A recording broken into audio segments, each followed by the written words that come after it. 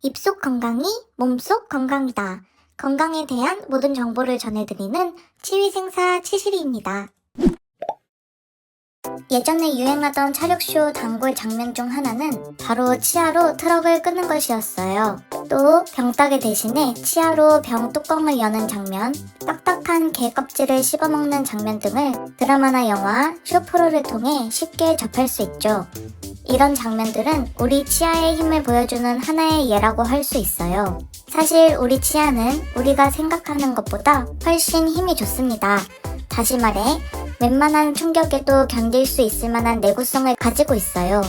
하지만 심각한 외상을 입거나 병뚜껑 대신 치아를 이용해 병을 따는 행위, 또 딱딱하고 질긴 음식을 즐겨 먹는 등 반복적으로 강한 자극을 가하면 치아의 겉표면인 범랑질이 손상될 수 있어요. 이를 갈거나 이를 악무는 이갈이 습관 또한 치아를 깨지거나 금가게 하는 원인이 되죠.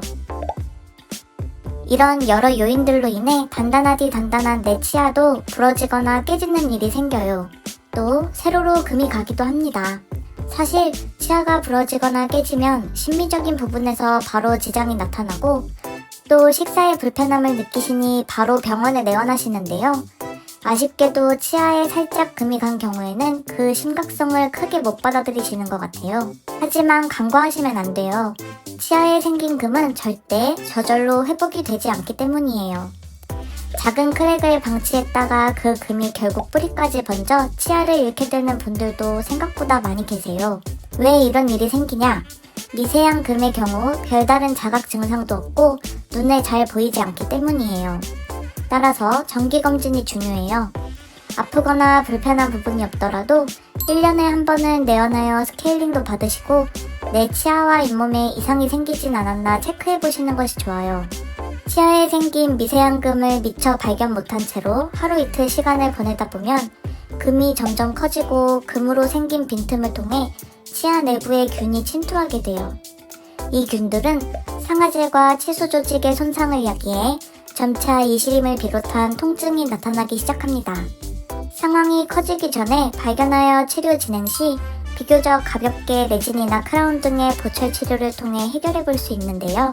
발견 시기를 놓쳐 내부 조직까지 손상된 경우 안타깝게도 단순한 보철 치료만으론 해결이 안 되고 신경치료를 우선적으로 진행하셔야 돼요.